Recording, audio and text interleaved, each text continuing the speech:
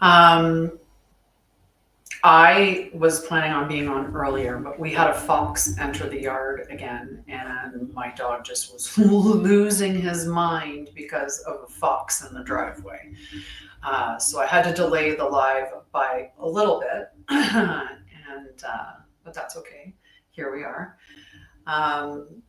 Lately, I've been talking about two concepts, and that's been what each of my lives has been about, and then everything else that I chat about in between, because I always talk about extra stuff. But what I wanted to talk about is true sidereal and also embodiment, because these are important aspects that can really benefit you in how you manage your life, how you experience things. Hi, Mama Bear. Hi, Xandrian. How are you, love? So I am going to talk about the celestial outlook of where the planets are in the sky right now versus traditional or tropicals or seasonal, whichever term you want to use, of the astrology that's mainstream. It's not operating under the same system. So it becomes Scorpio season, not when the sun enters into the sign of Scorpio, which is when it should. It becomes Scorpio season on this specific date, regardless of where the sun is. And they make the arbitrary new moon and full moon align with what it should align with. Because if the sun was in Scorpio, the opposing, which would be the full moon, should be in Taurus. So because that they've done that, then they're not even reporting on the moon in the correct position. I'm going to actually look at the sky live because I keep that up all the time. I'm going to look at the sky live, and I just want, what's this thing that's in my way? Go away.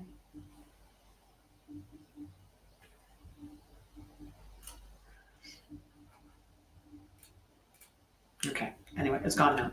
It was blocking my view. So I'm going to look on the moon, and I just want to see when the next full moon is. Currently, the moon is in Aries. It moved into Aries last night around 2100. Where is it? The next full moon is on Thursday. Afternoon, love. The next full moon is on Thursday. Now, in the traditional tropical seasonal astrology, whatever you want to call it, I believe let me check. I'm going to do a Google search. I'm going to do a search. Full moon, December 4th, 2025. I should have asked what sign it was in. It's the cold moon because it's December. The cold moon.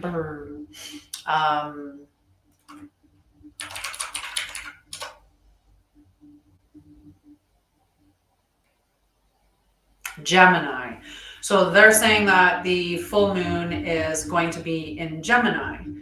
Well, the moon currently on the 2nd is in Aries, and the moon takes 2.5 to 3 days to transit through each sign, depending on which sign it is. So how is it going to, in 2 days, when it just entered Aries last night, which means it's in Aries for at least 2.5 days? So the full moon isn't in Gemini. If we look on the moon and we check and see what it says, it will tell us that the full moon on Thursday, December 4th, and when you check, where does it have its sign? Where does it write that down? Well, anyway, I can always go and check it. The next full moon will look, anyway, Taurus. I was going to say Taurus because I knew it was, but I just wanted to pull up the actual information and read it from there. So it's actually in Taurus. The moon is in the constellation of Taurus, but mainstream astrology is telling us, hey, guess what? Celebrate a full moon in Gemini. Well, Gemini and Taurus are very different energies. So if you're somebody that does rituals around the full moon, wouldn't you rather do the ritual for the actual moon, like the actual constellation the moon is in? And would you also like to work with what sign the sun is in? Because if the moon is in Taurus, then in order to be in opposition, that means that the sun has to be in Scorpio. Well, it's kind of sort of Scorpio. And the reason why I say kind of sort of Scorpio is because in true sidereal, they account for they are, absolutely. And that's why I do true sidereal and Krystic astrology. And that's what I call it. And I'm actually going to be teaching it in March.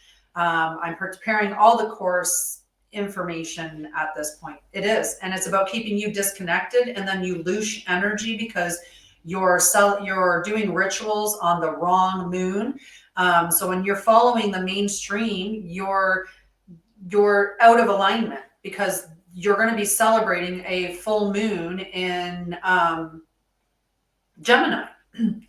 Well, what would you do with a full moon in Gemini, right? How would you harness that energy versus a full moon in Taurus? Well, just look at what the energy is of Taurus, right? Taurus is the one that governs the second house. Absolutely. Yep. They do this on purpose because it keeps us out of alignment, and then they can actually use the way that it's meant to be used while teaching us lies that are built on truth. So there is truth in some of the stuff that we learn, and that's how they sell the lie, and that's how they do everything. Everything is that way. Give you a little bit of truth so that you're like, yeah, I know that's true. So then you'll believe the rest of the lies that they tell us.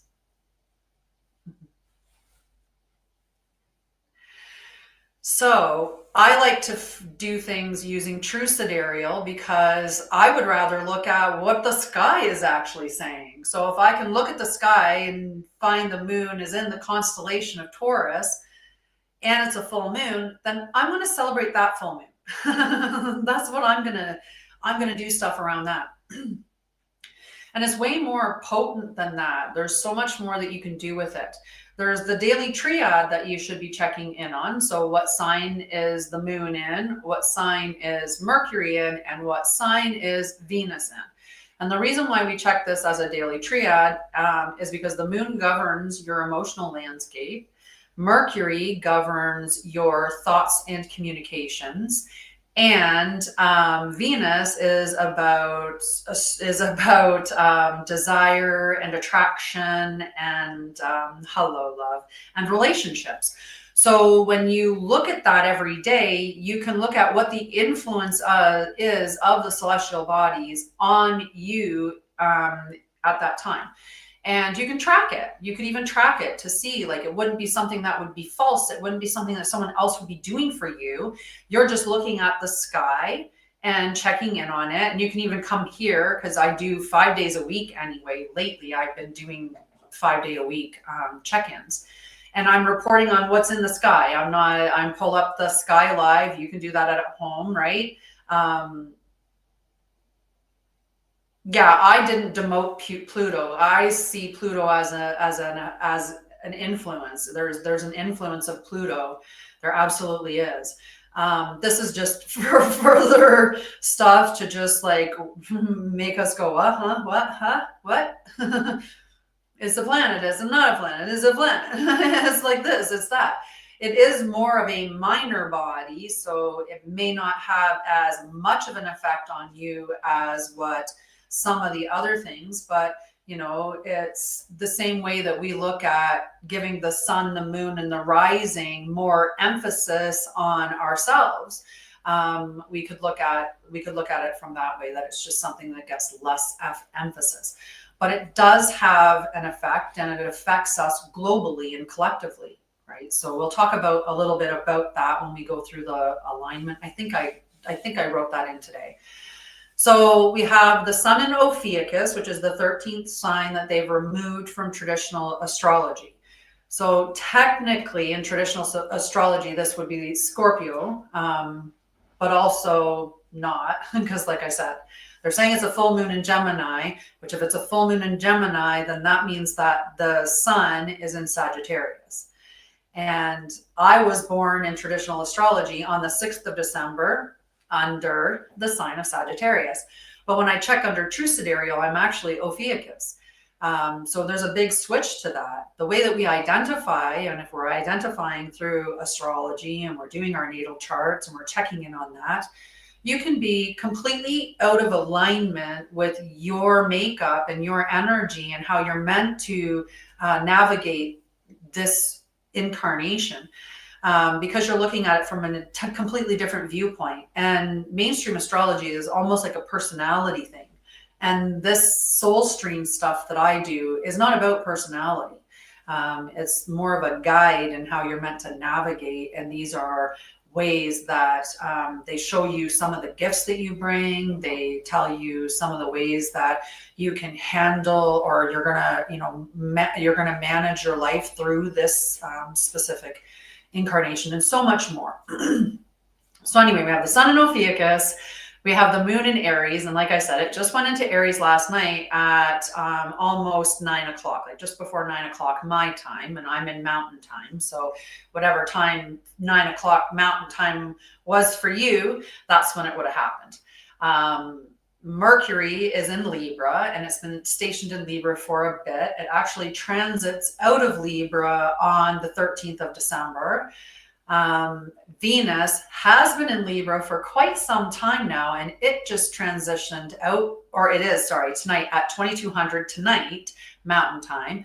It transits from Libra into Scorpio. So this is going to bring a whole new energy to how we're going to navigate relationships, right? This is a deeper focus. Scorpio is a much deeper energy than Libra. Libra's balance and harmony. So we've got Mars and Ophiuchus until December 10th when it moves into Sagittarius. We've got Jupiter in Gemini. We've got Saturn in Aquarius. We have Uranus in Taurus, Neptune in Pisces, and Pluto in Capricorn. Why? The last few days. So the sun moved into, let's see what happened in the last few days. On November 29th, so that was on Saturday, the sun moved into Ophiuchus, and the moon moved into Pisces, right? So, and then to like I said, last night it moved into Aries. So it could have been the Pisces moon in combination with Ophiuchus energy, definitely. But now it's in Aries, so that's going to change the emotional energy. Yeah, now she could be fiery. She really could be. But the Ophiuchus energy does bring a lot of fire, right? It's a combination because it's the 13th sign. It comes between Scorpio, a water sign, and Sagittarius, a fire sign, and it has the attributes of both. That's it's about resurrection. Okay, so let's look at the energy, and we'll check in on that. Hello, Salasia. How are you, my love? It's nice to see you. And hi, say hi. Comment wherever you're from. I don't know what channel you're on. Say hi, and let me know what channel. So the moon's fiery entry into Aries last night ignited a fresh cycle of momentum, but this one doesn't come from ego, it comes from force. It doesn't come from ego force. And I was trying to combine those words together and split them apart. It does not come from ego force. It comes from clarity that has emerged. Yay, that's good. That's really, really good. I'm gonna have to say that again because I think I've just confused myself. So the moon's fiery entry into Aries last night at almost 9 o'clock my time ignites a fresh cycle of momentum, but this one comes not from ego force, but from the clarity that has emerged through the Pisces womb gateway. Meanwhile, the sun remains in Ophiuchus, keeping us anchored in Oversoul transformation and truth reclamation. So this is powerful energy, very powerful energy. Tonight's most important shift is that Venus leaves Libra and enters into Scorpio. This is deepening relational dynamics, initiating heart level purification, and aligning love with power, not performance. So we are witnessing this portal shift from air to water and from surface to soul. So we're doing a deep dive now. I need to sink. I need a drink. I need to sink. I need a drink.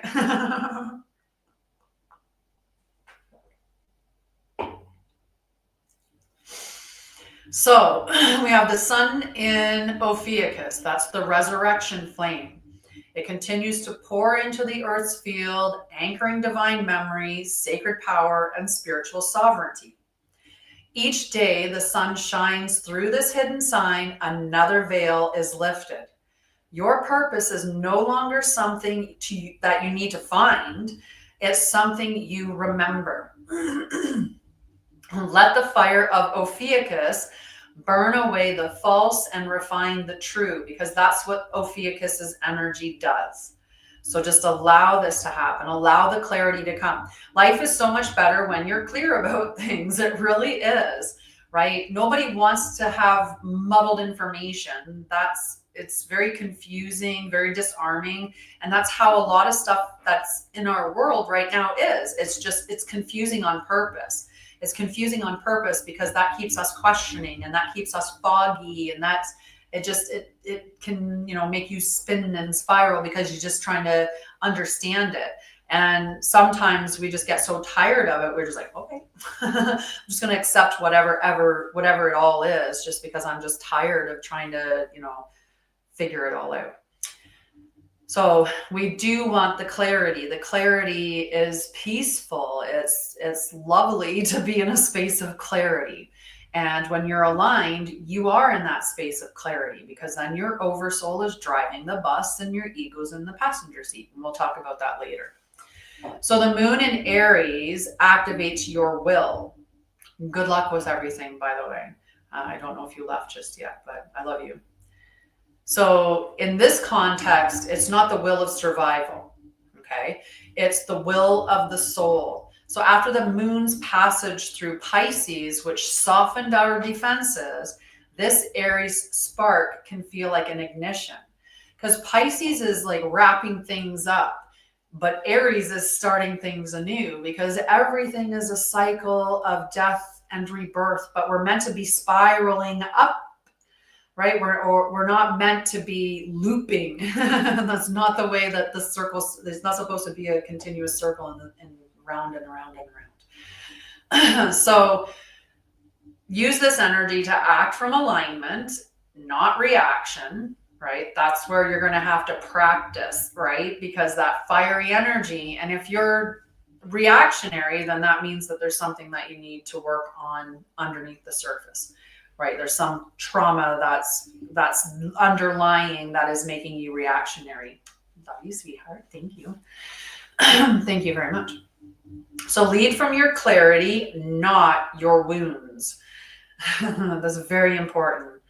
Buenos dias. ¿Cómo está? Someday soon, I'll go back to Costa Rica. Someday soon.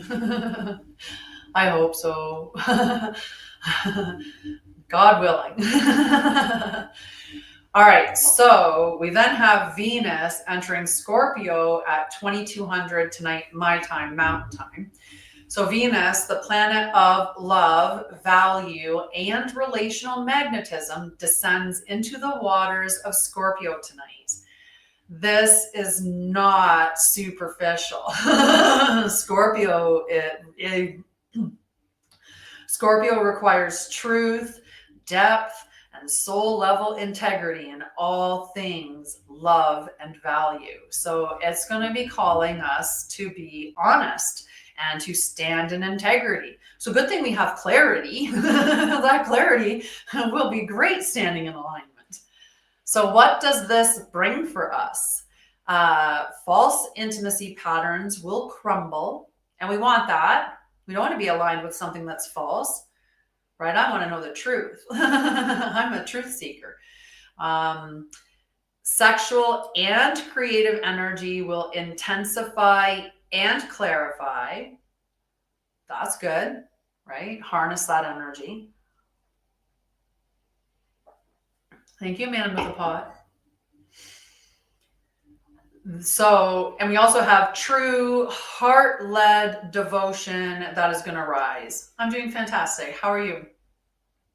So Venus in Scorpio burns away performance-based love and asks for sacred surrender. Sounds pretty good. Good. I'm glad that you're doing well. That's nice. You didn't say where you're from. You're just gonna sit in the background. Say hi. I'm gonna pause for a second and say hey. Hope they ran away. I guess I spoke too much. Alrighty. Let's go back to it then.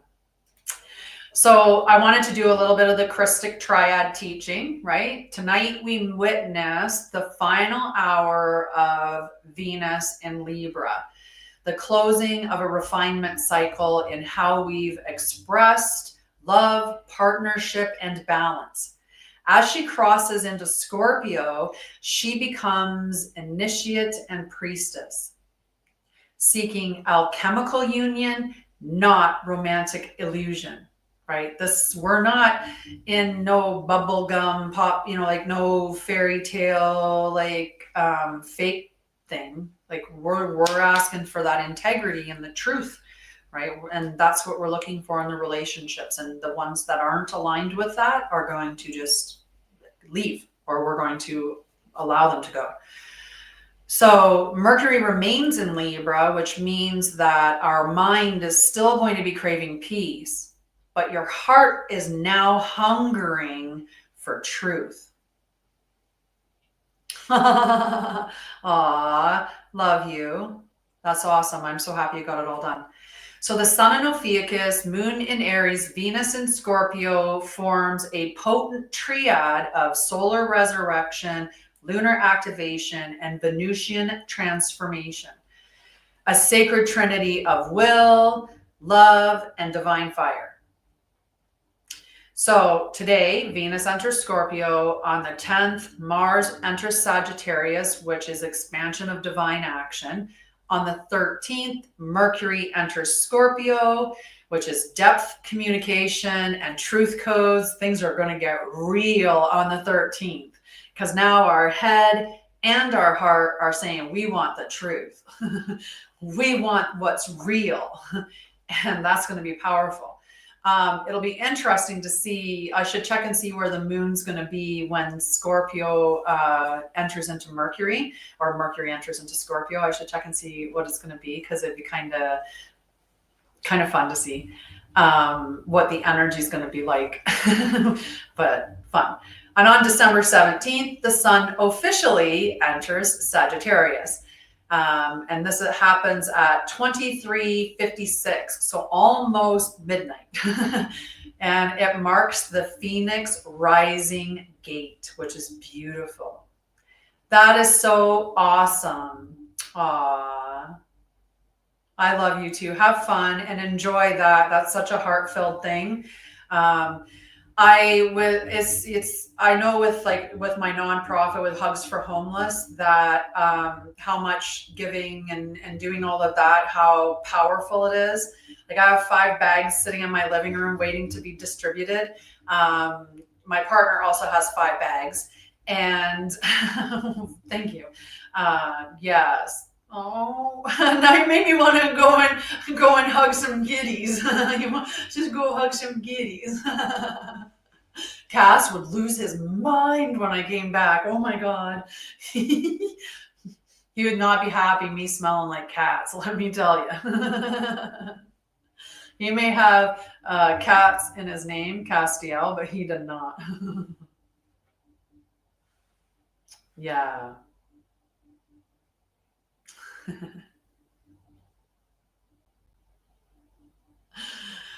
Yeah, Gaz is like, no way. That's hilarious. So yeah, so that's the energies that we're experiencing. And see, you made it through all of the astrology stuff. Um, and now I'm going into embodiment stuff. So you're picking the perfect time to step away.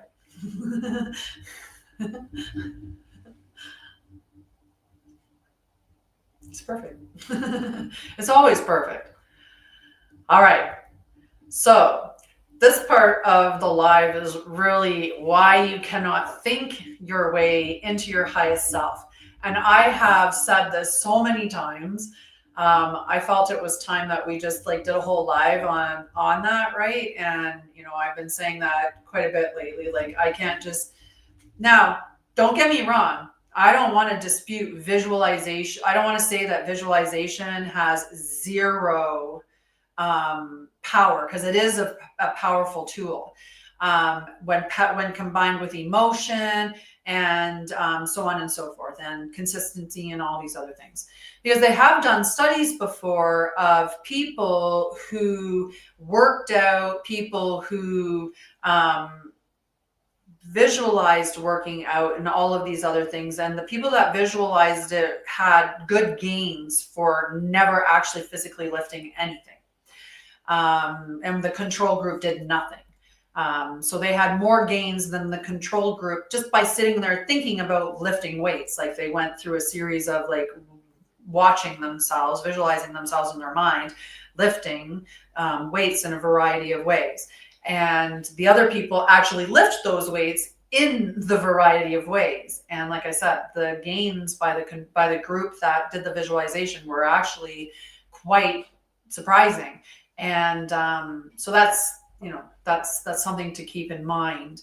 But you can't just think about, like, I know how many times in the 4 years that I've been running my company, I do a lot of things in helping people understand who and what they are and how they're meant to live, what your soul mission is. I do a lot of different things. You'd have to check out the website to see everything that I offer. I have mini courses, I have mini classes. I have courses, I have membership groups. I've got 17 books published, working on 18 and 19 to be published on the 21st of this month. Lots of stuff.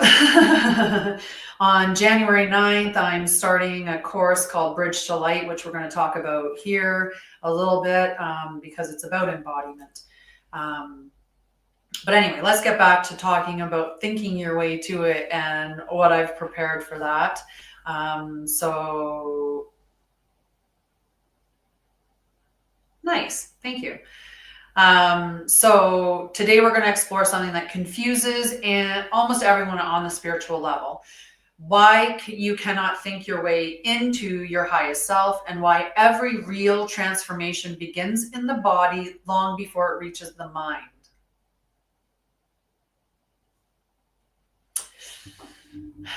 I want to start with a moment that changed everything for me.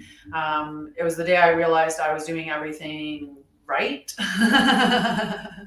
I was meditating, I was healing, I was clearing, I was journaling, I was doing all the things to raise your vibration. But my reactions were the same, my boundaries were the same, my decisions were the same, and my energy output was the same. I had all the knowledge, but nothing had changed because I needed to realize something important. And that was that transformation doesn't happen because you know something. It happens because you become something. And I had to do that. So what do people get wrong about spiritual growth is that most people try to change their life with mindset work, which is an important part. The mindset only rewires the top layer of you, though. That's only one facet of you and how you operate as this divine machine that you are, right? So your oversoul communicates through resonance. Your intuition communicates through the body. And the nervous system stores the truth of your lived experiences. So when people try to think themselves into confidence, think themselves into intuition or think themselves into embodiment, they get stuck. You cannot think your way into a new identity. You have to breathe it, feel it, and live it. The personality is shaped by your past. Your oversoul is shaped by your purpose. Your personality says, I need evidence before I can trust this. And that's what the ego is, right? Your oversoul says, you will have confidence once you trust. So I started a nonprofit in partnership with another individual. And part of that means that I had to put myself out of my comfort zone. I've never owned a nonprofit. I've never run a charity organization. I've never done a massive amount of fundraising. I haven't got corporate sponsors before. I haven't got corporate donators before. I haven't done this stuff before, but I did it full in 100%, jumped off the cliff and said, yes, because I knew that was something that I was meant to do. And so off we went running with Hugs for Homeless. And this past weekend, I realized that every week I have to take one step out of my comfort zone, one tiny step, because there's a bit of imposter syndrome that goes around until you work through it, right? And the confidence comes by taking those steps. When I reach out to people, so going into stores and asking them to post your poster, going in and talking to managers and asking them to have a bin, putting, so a donation bin that you would then come and collect on a monthly basis, going around to corporations and asking for, corporate sponsorship or corporate donations. Those things are things that I don't do for Anshara'El. I don't have to do those things for Anshara'El. It's not the way that this particular company, my main company, works. So this is something outside, but I'm going to get myself to do it. So I made a connection with a girl when I was out talking, because everywhere I go, I talk about Hugs for Homeless. So I spoke with a girl and she was telling me that, they're having this light up the town at a town nearby. And she said that she was having a booth on that day. And if I wanted to, I could share the booth. I could just come down and I could set up with her and she would have no problem with that. And that's just such a beautiful thing for someone to offer. And, at first I was kind of hesitant, but I'm like, you just do it. Just do it. You'll make it through it. You'll be fine, right? And you just tell yourself you're going to be fine and do it. And the worst thing that's going to happen is you're going to learn something from it, right? Maybe you'll learn you need to prepare more. Maybe you'll learn that, that particular person's not the person that is meant to align with your pathway, right? Maybe that connection came in and it was just meant to teach you something. But maybe it's going to be something really good. But the best thing is that you did it, even though it was something that scared you, you did it anyway. And that's going to build your confidence because you did it, not because you thought about it. So your personality tries to protect you. Your ego is trying to protect you. Your oversoul is trying to expand you. Your oversoul wants you to do the things you said you wanted to come here and accomplish in this particular lifetime, right? That's what your oversoul wants for you. It wants that expansion. Hi, Christy. Sorry, I think I put a T on that. That'd be Freudian slip because I know it, Christy. And I was talking about her today. But Christy, hello. And hello, Alexandra. How are you? So your body is the bridge between your ego and your higher self or your oversoul. And these are words that I use interchangeably. So try this with me. This is a really, really beautiful practical experience or practical thing that you can do to experience some of what I'm talking about. So what I want you to do, if you're in a safe place, is just take a moment and close your eyes. And I just want you to think of something that you want right now. A dream, a desire, a goal. Put your hand on your chest. Connect with that space. And just ask, does my oversoul want this for me? Or is this what my wounded self wanted?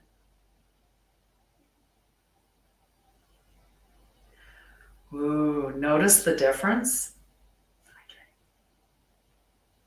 The oversoul feels very open. The wounded self feels tight, constricted. The oversoul feels warm.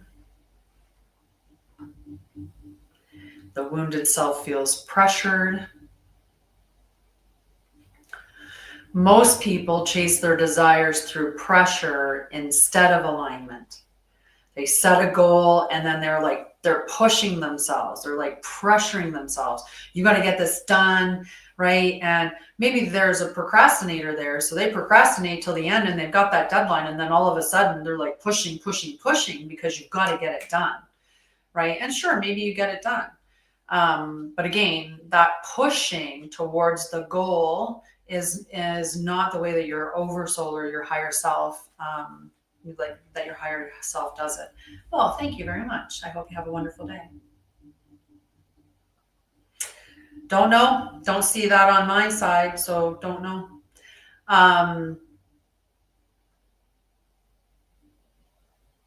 Yeah.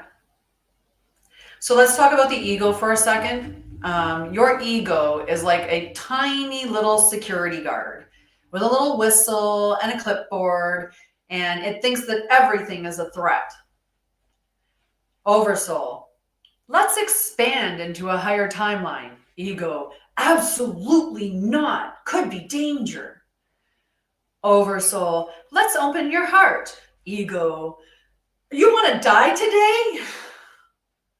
Oversoul, let's speak your truth. Ego, we barely survived the last time you did that. So it's the way that the ego is, right? It's not trying to sabotage you. It's trying to keep you alive. It's just terrible at recognizing the difference between growth and danger. Just is.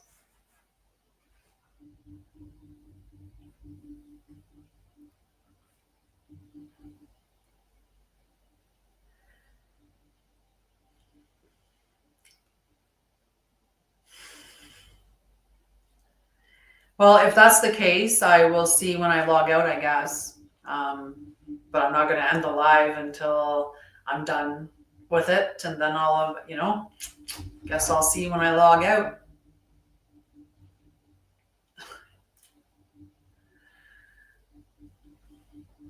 So some of the things that people have said when they've worked with me is that you make me feel calm, you make me feel clear, I can feel the truth when you speak, I finally understand myself, I feel stronger and softer at the same time.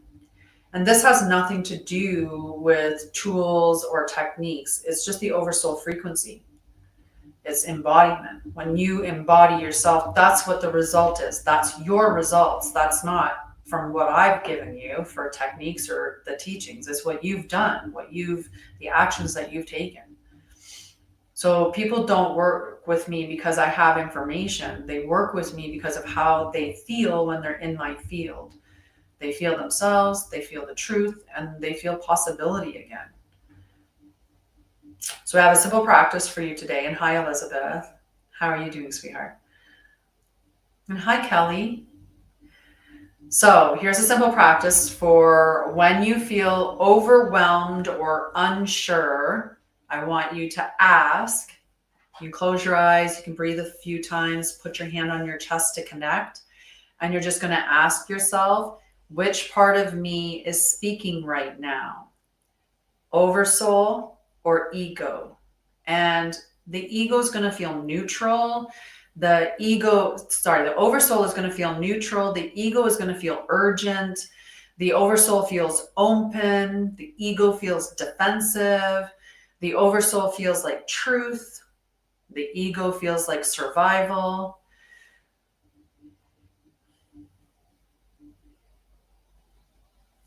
So if today resonated with you, and I know most of you didn't show up until later, so if today resonated with you, just stay close.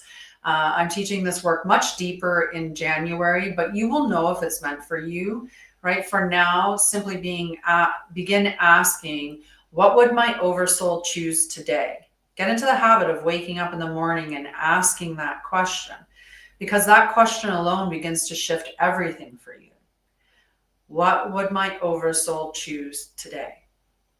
And then move in that direction. That's all you have to do. Small steps here and there, right? Same way you eat an elephant, one bite at a time. Same way you do anything. One moment, one step, one breath. So yeah. Alrighty. I'm not sure. Yeah, I don't really have anything else that I wanted to cover today. It was a much later live. It's different than when I normally do a live. So if you're catching me here, I'm normally a little bit earlier than this, but there will be days when I'm later, and that's just because I'm running two companies and the nonprofit. If I'm in town doing stuff for the nonprofit, if I don't get back out to my house in time, then the live will just be late. So I'm just trying to balance things as best as I can. So tend to go live at 1 p.m. Mountain Time, but it could be, like I said, later than that in the event that I am in town and get hung up because of my other company. Which brings me to, if you are feeling generous, we can always use donations at Hugs for Homeless. So we can get essentials into backpacks and those backpacks out into community to help those who are unfortunately homeless, and especially at this time of year. In Alberta, we've already went down to -25 overnight already. So any help would be just really, really, really appreciated. All right. I love you guys. Have a great night. Mwah. We'll talk tomorrow.